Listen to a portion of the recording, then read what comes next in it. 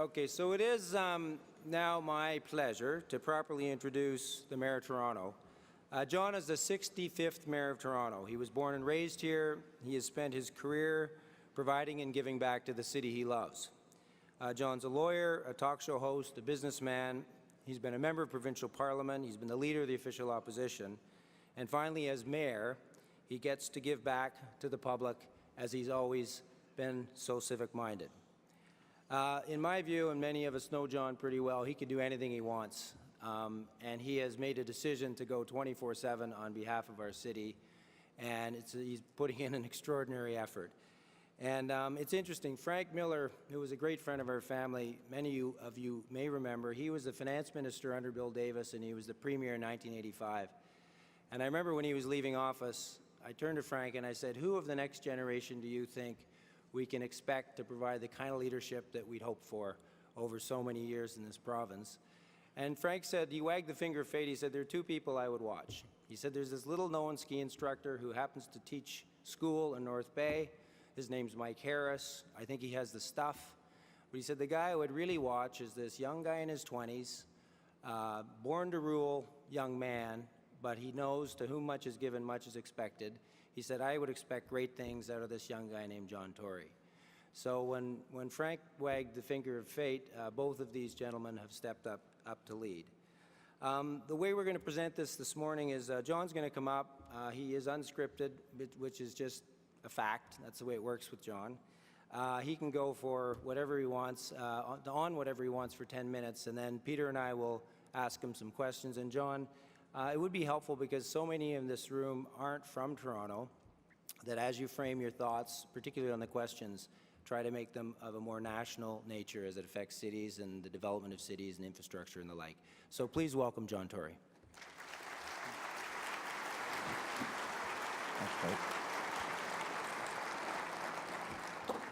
I'm not completely unscripted, and Blake, you missed the perfect opportunity for me to have a standing ovation when you asked people to stand up, and I was right at the side of the room.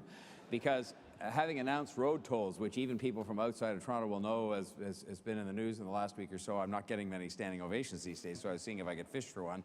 I also wear this scarf because tonight is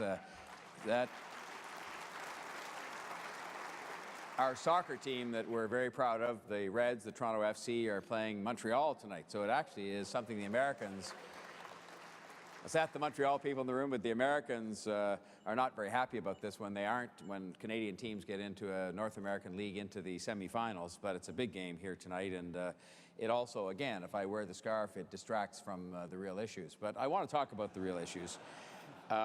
First of all, I want to begin by congratulating the Real Estate Forum on 25 successful years. I think I've been here maybe one or two times before to just observe some of the proceedings, and I think it's a great thing for cities, it's a great thing for business to have all of you who are involved in so many different ways in what is a hugely important industry gathered together in a room talking about things that I think are fundamentally important, not just to the growth of cities, but to successful growth, which to me means livable growth going forward. And that's really what I'm going to devote myself to in the time that I speak before we have some questions. I don't think it's hard to see what's happening in cities around the world, but let's confine ourselves for the moment to Canada and to this city and to other major cities across this country. The good news is we're growing. Some of that is migration from the suburban areas, but a lot of it is also inbound immigration. And in this city in particular, we are so fortunate to be having that inbound immigration that is causing growth to occur and causing people like yourselves to have the confidence to invest in this city. And we're seeing huge growth in the downtown core of the city. And, you know, if you think back to what was going on with respect to debates in some of our cities, but even more so to the south, where, you know, the downtown cores were hollowing out and becoming a place where people didn't want to live and sometimes didn't even want to work and to invest, it's quite the opposite that's happening here. And the downtown of these cities is becoming, they are becoming centers of finance and commerce and technological innovation, even more so than they already were before. Our waterfront, and the city's fortunate enough to have them, the waterfront is developing. We have the biggest single economic development opportunity in North America in the Portlands, sitting here undeveloped at the moment. And one of the reasons why I'm so determined to make sure we have the public transportation there is because that will be what helps to make it possible for those lands to develop, and not just for the sake of development and buildings and so on that will be of interest to you, but of course for the opportunities they represent in terms of jobs and the attraction of new investment to the city. So the good news in all of this is that people want to live here and they want to work here. And our density is increasing. And with that growth, it is also pushing out from the downtown of this city and other cities in Canada, because not all of it can or should occur downtown. It's also pushing up, of course, as we know, vertically, and we're seeing intensification take place on the transit lines and beyond. But the bottom line is that we need to keep working to find more places for people to live and to work, and we need to make sure that we invest in the infrastructure that goes with that. I've been fond of saying, I'm not happy to say it, but I've been fond of saying, meaning that I repeat it, that city councils of the past in this city, and I'm not sure if it's true to the same extent in other cities around the country, city councils here have been pretty good at approving the office buildings and the condo towers, not so good at approving and paying for the infrastructure that must go with those buildings, that must include proper public space, proper public transportation, schools, recreational facilities, libraries. And the bottom line is none of those things are free. None of those things are free. And I've certainly been fond of saying as well, because it's just a fact, that people in this business who are creating and helping to build the growth, but also benefiting from the growth, are going to have to be among those who make a contribution to making sure that in the future we don't do what we've done in the past, which is put off for another day the infrastructure that must accompany this development. I've talked about parks in this very neighborhood because the fact is, in this very neighborhood of this building, where there are all the condo towers, and for those of you who haven't visited Toronto for 10 years, you'll have seen it for yourselves. I wish I had the graphic that somebody put up just the other day when I was at something at the Board of Trade, where they showed the skyline of the city 10 years ago and the skyline today. And the dramatic difference that has taken place is a good news story in terms of the confidence that you've had and the success it's created and the jobs it's created and the jobs it's attracted and the immigrants that it's housed. But at the same time, if you looked all around that, if there was a part to show whether we did our job in terms of the libraries and the schools and the parks and the public transportation and the hydro infrastructure, the answer would be no, we haven't. And I believe, just as a matter of business, you know, you all know in this room that if you want your business to continue to be successful going forward, you have to continue to invest in the new technology, in expanded plant and equipment, and so on. And as cities, we haven't necessarily done that. And it raises an argument that I have all the time. An argument is the wrong word, but a discussion that's ongoing in this country and has been for a long time, and that it's something that I believe you should be advocates on to a greater extent than perhaps is the case, namely that cities right now have access to 8 cents on every tax dollar that is paid in this country. And when it is the level of government that is actually directly responsible, if you think about it, cities across the country, for delivering on the affordable housing, and I'll come back to that, on the schools, on the recreation centers, on the parks, on the hydro, the policing, the fire, and so on, that's actually not adequate. And the other governments are the ones that have the tools now through the income taxes, corporate taxes, and sales taxes that grow with the economy. And they either need to share more of that, and I will say there have been some very helpful signs from the current federal government in that regard, and from the provincial government in this province, but there has to be a continuing recalibration of those finances based on who is actually responsible for delivering those services. I want to say something that will, you know, briefly, I hope briefly, but not surprisingly, irritate some people in this room who are not from Toronto. But Toronto is, and I say it both as the mayor, but I say it as somebody who's just looked at the facts. Toronto is the economic engine of this country. And I have stood up many times recently when I was asked, should we be making special dispensations now for Alberta when they're going through some tough times on the unemployment insurance program? And I said, yes, we should, because it's important that we support each other when we're having difficult times. But so should it be the case that we should be honest enough in this country to understand, and I could go into all the numbers, I won't bore you with them because some of you know what they are, that Toronto is the economic engine of this country, and as a result, it needs to have investment in things like infrastructure to keep its economy healthy, because that's good for Canada. It's not just good for Toronto, and it's not just good for Ontario, it's good for Canada. And our major cities are the same. They are the engines across the country right now of economic growth, and I think they will continue to be going forward simply because of the migration to urban areas that's happening on a global basis. And I hope that governments will have the courage, as the federal government did in deciding to allocate the first phase of their transit money by ridership, which meant there was a bias there based on numbers to the big cities. They will continue to do that because it's realistic and it's the right thing to do in terms of building out the places that are the source of the greatest amount of economic growth and the source of the greatest need. I'm down to 2 minutes and 36 seconds, so you see I'm watching, Blake. I want to make reference as well to the housing issue, the affordable housing issue. For years, people have presented this as a social issue or a moral issue only. And I think that it is a social and moral issue. And one of the greatest issues facing our big cities in Canada is the degree to which, even in this country, fortunate as it is, we have marginalized communities that are not having the same access to opportunity, either because they don't have the proper transit to connect them to jobs, or because they have been recently immigrated to the country and need a bit of a hand up that we're not yet giving them as appropriately as we might. But one of the other big issues, which I believe to be an economic issue as well as a moral and social issue, is affordable housing. I put it very simply. If the people you need, or the businesses in this town in financial services and life sciences and so on, if the people they need to work for them cannot afford to live in the city where the work is, we've got a problem. And by we, I mean we have an economic problem there. Business has a problem.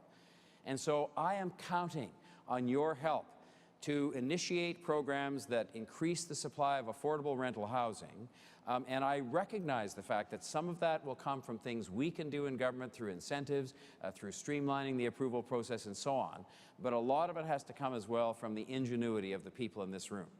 I am not one who believes that all of the good ideas, or even very many of them for that matter, rest inside government.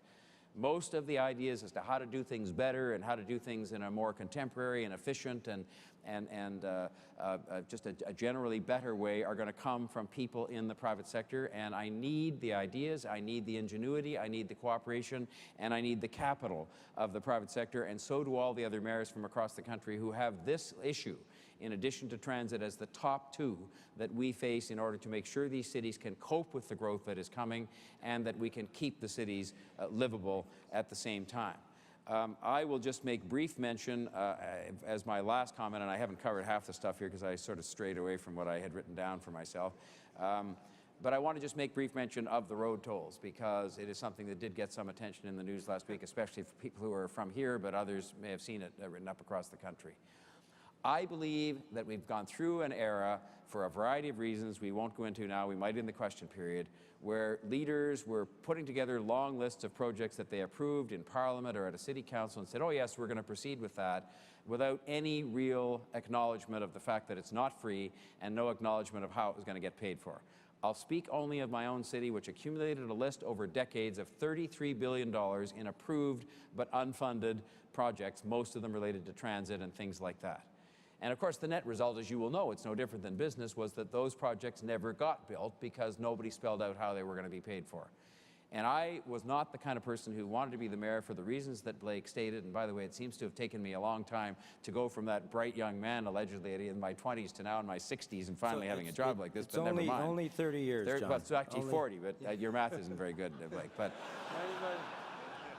32. But it's concerning me, a guy's running a company like Oxford, and he doesn't know that 20 and 60 is separated by 40. But never mind. I mean, that's for the shareholders to worry about. But the time has come for us all to be honest about this. That if we want to create these cities that are livable, and not just livable, but prosperous, you know, and if we want to attract investment, one of the things that's taking away from our ability to attract that investment is nightmarish traffic and a failure to develop proper infrastructure that will be welcoming for those who want to invest going forward in the Portlands. What good is it going to do us to develop the Portlands? It might do you some good, and it might do the city some good in terms of its assessment, but if we develop the Portlands and this becomes an unattractive place to invest because we've not dealt with proper infrastructure that is going to make the city livable for people who work here and invest here. And so I'm just saying to you that the tolls were meant to be, I had basically three choices in front of me, and I'll finish on this note. I had a choice of massively increasing property taxes, which I felt was not appropriate and was going to punish seniors and others in homes and other homeowners. I had a choice of selling assets like Toronto Hydro, which I thought was not appropriate because you can only sell something once, and it just wasn't the right decision at this time.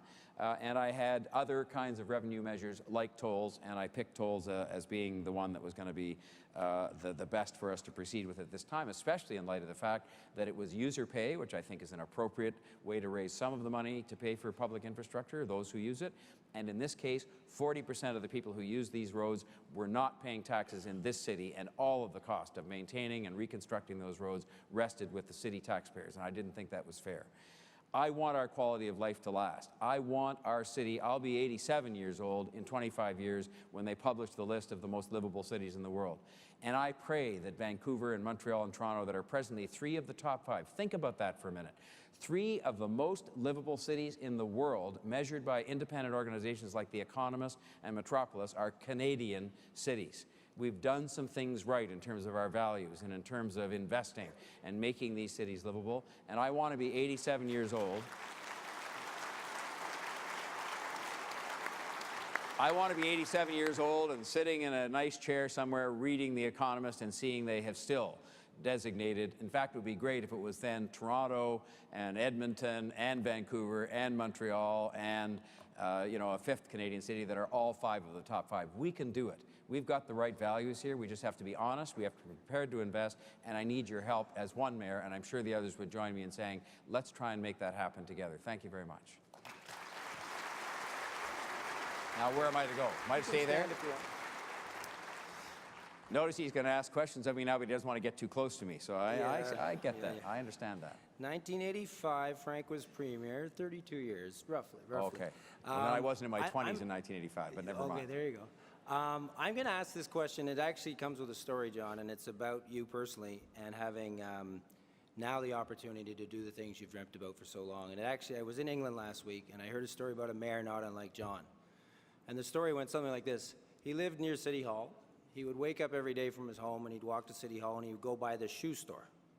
It was a nice little shoe store, and he fell in love with a pair of shoes in the window, this mayor. And every time he'd go by the shoe store, he'd stop, he'd look at them, and finally one day he got a few minutes, he goes in and he says to the proprietor, I want those shoes. And the proprietor said to him, okay, you can have them, but you're at least a size 10 or 11, and by the way, these are a 6. It's the only pair I have. Mayor goes, perfect. That's part of the story. So he buys the shoes. 2 weeks hence, he's coming down the street. He's in excruciating pain. And the manager of the store sees him and the proprietor, and they come out and they say, Mayor, we are so sorry. We should never have sold you those shoes. And the mayor turned to them and he said, no, no, no, these shoes are perfect. He goes, I've been working so hard. My wife doesn't talk to me. My kids, I haven't been to any of their events. The media hate me. I'm practically broke because I don't get paid for this job. I got 44 parochial people to manage every day in this role. The only pleasure I get every day is taking off these friggin' shoes. So, John, are you having fun? My dad, who passed away about 5 years ago, he never understood my interest in politics, and he used to say to me, well, you know, it's a combination of people who don't seem to be very nice in the way they go about business, and he was a businessman, and secondly, issues that seem almost impossible to solve. And I said to him, Dad, you don't understand. The people you can deal with, because I think if you have the right kind of disposition, you can deal with people of any, you know, description. But the issues, what makes these jobs interesting in public life is the scope and the impossibility of the issues. I mean, you can't keep everybody happy. You are subject to daily, hourly accountability in the media, which is different than I ran a big company, and I know I made lots of business mistakes, but a lot of them we were able to fix before anybody even knew about them. You know, so I would just say to you that the chance that you get, and I'm so glad that I got it in the end at age 58 or 59 instead of at age 39, because I think you have so those of you of that age in this room will know you have a certain serenity about, I hope, about your own life, where you just sort of say, look, if you get abused on a given day by the press or by somebody else, you just hope that you're doing the right thing and you just move forward, and you figure you have not too much left to prove to anybody anymore. And so the answer is, this is a very stimulating, interesting job. I meet thousands of people every week because I choose to be you know, I work a long day and choose to go to a lot of events in addition to doing all the sort of office part of the job. And it's terrific. And I'm glad my kids are gone, because they're living their own lives, and I don't have to sort of worry about rushing around to as many soccer games and recitals, although my grandchildren are now putting the heat on me to go to those, but that's fine. You know what? If you go into public life, you know that's what it's about, and if you're prepared to apply yourself to it, it's very rewarding. Thank you, John, and I promise we won't have a math test when we're done between you and Blake. So, as you mentioned earlier, there are huge pressures for capital on all levels of government for all this infrastructure spending that's going on across the country. How do you work with mayors from the Vancouvers, Montreals, and so on to really make sure that there is an equitable distribution of this capital that's available? It's a big challenge in this country because there are, I don't want to call them even jealousies, but there are considerations that come into play for people who are in political life as they make those decisions, and it tends to actually push resources away from big cities, plural, and more in the direction of all the other parts of the country that are not big cities. And of course, if you look at how Parliament is made up and so on, there are many more members of Parliament who don't come from big cities than there are who do. And I think it's a challenge that I sort of alluded to in my speech. I think we have to acknowledge that we have some economic champions, and this is not to diminish the role of smaller towns and smaller cities, but we have some economic champions that are driving the country, that are driving the revenues that the governments are redistributing, and that we must make the necessary investments in those cities. So we're working very well together for the first time. And I would like to hope that I've been a leader in that, in the sense that I have said that I want to work. I went on a trade mission, the first time ever that the mayors of Canada's two biggest cities went on a trade mission together a week ago. And we were out promoting investment. What we were promoting investment in? We were promoting investment in Canada and in Canada's two biggest cities, because I believe that a rising tide lifts all boats. I was the initiator of the development of a regional foreign investment attraction agency for the Greater Toronto Area, so all the cities in the GTA now go together instead of having 5 separate trade missions to Hong Kong or Germany, because I believe a rising tide lifts all boats. And so there are things like that. I'm promoting the Toronto-Waterloo corridor. When I first started doing it, people said, well, why are you promoting Waterloo? Aren't they competitive with Toronto? I said, no, they're not. If people are going to invest in Waterloo and in the excellence that exists there at the university and elsewhere, that's going to be beneficial to Toronto and to Ontario and to Canada. And so I think we're now working together as mayors because of the biggest cities in Canada together on affordable housing, so that we have a united front in dealing with the other governments, and so that we can share each other's ideas, because we're all in this together. Toronto is not competing with Edmonton, quite frankly. Toronto's competing with Silicon Valley and Hong Kong and London and New York. And so I want to work with my colleagues in the other cities to make sure Canada wins that investment, so that we can have those jobs and we can have the wealth creation that goes with them, and we can then redistribute some of that wealth to build transit and things like that. The next question is about tax. John, you are a conservative by nature. We've watched you agonize about which tools that you could get behind versus which ones you wouldn't.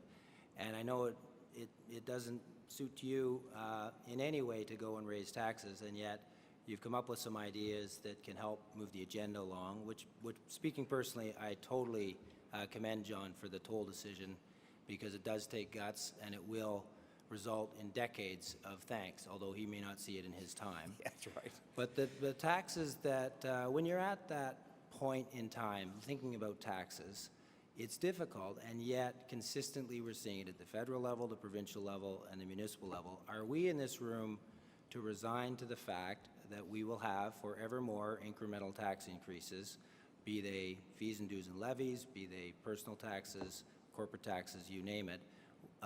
Given your window, can you comment and share your thoughts? Well, one I alluded to, and I won't repeat it, which is that I think we have to look at a rebalancing of the tax, of the sharing of those revenues based on where the services are delivered. And I know that's easier said than done, because then what are you going to not have some other government do if they were sharing more money with us? But I think, as we often do, especially in the government, we're looking at this the wrong way. If we really focused on doing the things we have to do to make sure our economy was growing stronger and faster and better, and that includes better government finances, among other things, but it includes a lot of things, including healthy cities that attract investment, then we wouldn't have to be sort of raising taxes or developing new taxes, because the revenues coming to government, including the revenues necessary to build infrastructure, would be coming because of growth.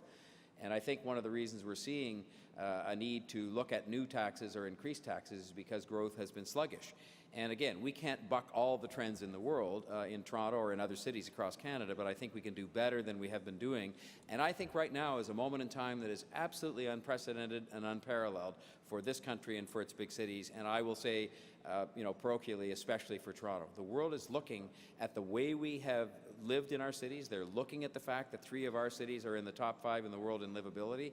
They're looking at some of the things going on other places not too far from here. And I think we have an opportunity now to attract that investment and to convince people to take risks, because again, it's going to be all about private sector entrepreneurs deciding to take risks in our country to create wealth. And I understand, and I'm saying it here just so you know I understand it, not because you don't, you do. I understand that a dollar before it can be taxed has to be earned, and that government doesn't earn any money, and it doesn't create any wealth. You do. And so I'm just trying to make sure we create the environment in which it can be possible for you and all the other people in other industries to create wealth, so that maybe we can address it that way, Blake, which is instead of having to raise or create taxes, we just have a growth in the tax revenue that takes place to fund this infrastructure, because we're growing and attracting investment and winning new jobs here. Thank you.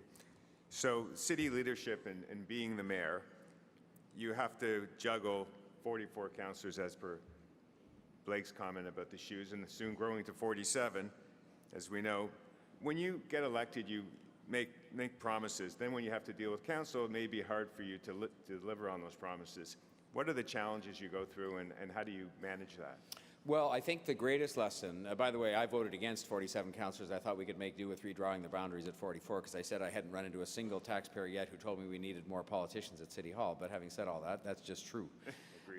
I will say to you that I think that the biggest challenge you can meet is the one up front, where you run on a realistic platform, so that you don't have to live with the decision between not doing what I said I would do or trying to keep a promise that was unrealistic. So I ran on 5 things, and they say, it's like in business, if you have more than a handful of priorities, you have none.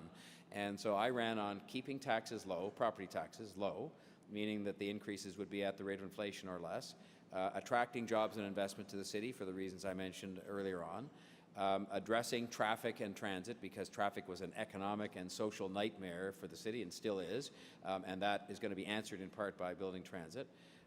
Working more collaboratively with the other governments in Canada, including the city councillors and the provincial and federal governments, because if we don't collaborate in this country, then we're dead. And last but not least, addressing the housing issue. That's what I ran on. And if you said to me, what about, when I was at Rogers running the company, I used to keep, I kept the budget in my desk drawer. I literally kept a copy of the budget in my desk drawer, but more importantly, I kept the strategic plan, and I'll bet you some of you do the same thing, in the desk drawer, including the summary of the strat plan, and I got it out probably twice a month to just remind myself of what it was I had said I was going to be doing in the company as its leader. And if I didn't, Ted Rogers would call me about every 15 minutes to remind me anyway. And he had new things every morning that he came up with. But having said all that, that's what I'm trying to do, is kind of focus on those 5 things. And they were all realistic. Have I had to make some changes in my own transit plans and so on? And I didn't run on road tolls, for example, because I wasn't as aware when I was a candidate, as opposed to when I had the office, of the fact we had $33 billion in unfunded capital projects that were necessary to solve some of the other problems that I had run on. And so you have to be prepared to adjust, as you do anywhere else in life, in business or anywhere else. But I think the key, for starters, is to run on a platform that is manageable and realistic and practical, and then to remind yourself every so often as you have to, that even in the tumult of all the issues that I have to deal with, I come in every morning, and it's what makes the job interesting, and there's some issue on the front of the newspaper that I never heard of the day before. Just it suddenly emerged. And you have to deal with it, but you have to remind yourself those are issues that have to be dealt with, but you got to go back to the core issues of how to build a great city, which are traffic and transit, jobs and investment, affordable housing, collaborating with the other governments, and those things that I mentioned, keeping taxes low. So, John, before you got here, Benjamin Tai talked about one of the big problems facing our society is people without jobs and jobs without people. And it really ties back to housing and the interactions you have every day with those in our Toronto community housing, which is a very difficult picture, trust me, because John had me working on it, and there is no real solution. But as you combine housing and you combine a new labor force and training them so that we do have jobs that match people and people that match jobs, can you comment as to what role you can play as a leader in the city? Well, I'd rather comment on the job that people in this room can play as leaders, and I will be the person that helps to convene you, because we need your help with that. I'll start with the first part of the comment you made, which is the people without jobs. If we're being honest, and it's true not just in Toronto, but it's truer here because the scale of the city and the size of it now, and therefore the size of the marginalized communities inside the city and the scope of the immigration population that comes here. I mean, if you think about the fact there's 100,000 people coming here every year out of a total of 250,000 that are coming to the entire country. So we're getting a big portion of it here. And if we're being honest, the people who are marginalized inside Canada's big cities, and especially Toronto, are disproportionately immigrants and people who just need a bit of a hand up to get themselves established. And if we want to look and find out whether it's possible to help them get established, we need look no further than this room. If we turned all the lights on and put hands up and said how many came to this country or were born here or whose parents came to this country, the fact is we've built the country based on people who came here with tremendous courage and nothing in their pocket. And thanks to our system of education and thanks to some encouragement people got, they've established themselves well. And we need to take those populations that exist in growing numbers in all of our cities and in places like Winnipeg. I was just with the mayor who was here for the Grey Cup, and Regina and so on. It tends to be Aboriginal communities as much as it is immigrant communities. But the bottom line is there are marginalized people, and the extent to which we can equip those people, which often is nothing more than a language program or a homework club for the kids, or things like that that just help them to lift themselves up a little bit, then that's going to be something that is going to be immensely beneficial economically, aside from the moral aspect of it. And I will say on the housing, the same thing is true. I mean, I don't know, I can't speak about the housing in other cities in Canada, but I can speak about Toronto community housing. And if anybody in this room, from Toronto or otherwise, were to go to some of the Toronto community housing developments that exist in the city at the moment and look at them, they would say that they would not put up with that being what we offer to some people who are more vulnerable, disabled people, seniors, and some who are just down on their luck at a given point in time. And so what we have fashioned, with your help, Blake, and others, is a program to actually take some of that and try and transfer some of that, because what happened was that the Toronto Community Housing became the second biggest landlord in North America, 58,000 apartment suites. It's big. And we have to actually transfer that out into smaller bite-sized pieces into nonprofit organizations that have proven themselves using, to some extent, business-like, I'll call it private sector disciplines to run these things better and more effectively, and we're going to transform Toronto community housing in that fashion. It's difficult work to do. It's like a major corporate restructuring. But the real bottom line is we've got to decide as a community, and that starts, I think, with the leadership of the community, that we're going to take these people who are presently left out to some extent, which I believe is against Canadian values, and that we're not going to give them a handout. They're not looking for one. They're looking for a hand up that just says we're going to provide them with adequate housing, proper transit to get to and from jobs, and some other small hands up that help their kids, more so even than themselves sometimes, to make sure they have a fair shot at the opportunity that is represented by this country. And I just think that as every successive generation of immigrants have shown, there's no reason these ones now. I meet the kids. I go to the schools in the poorest neighborhoods, and you know this is true. Those kids are the brightest kids. They're as bright as kids in the richest neighborhoods in the city. They just need to have access to the same opportunity. And I'm not any kind of a raving socialist. I'm a human being, and I'm a leader who understands that we need to take full potential, advantage of the full potential of the complete population of our cities in this country if we're going to be as great as we can be going forward. Thanks.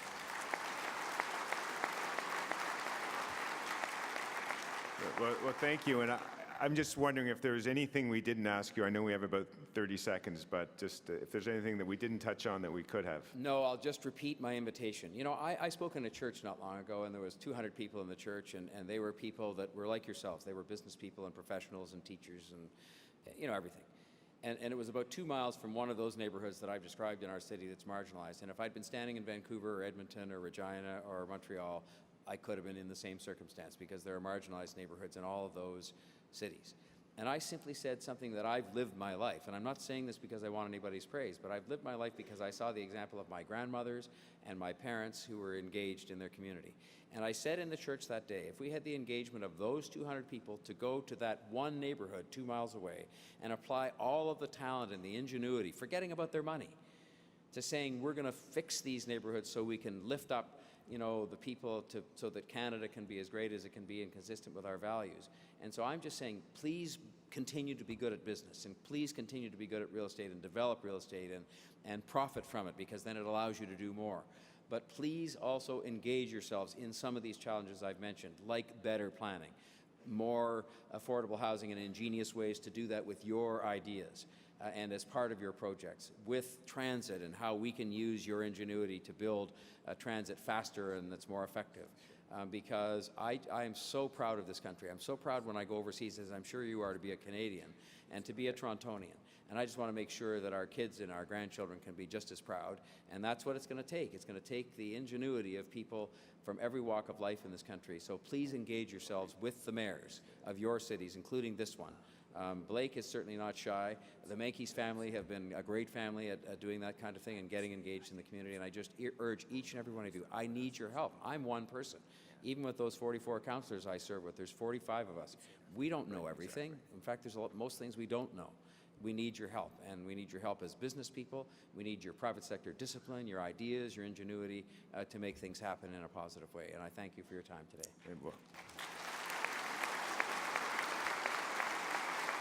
So thank you very much, John. Thanks for sharing your insights. And we admire all your hard work and efforts for what you are doing for the City of Toronto, and we really are truly lucky to have you. So I'd like everybody to stand up and give John the applause he deserves. Thank you. I'll take it as 75% for road tolls and 25% for the soccer team. Thank you very much.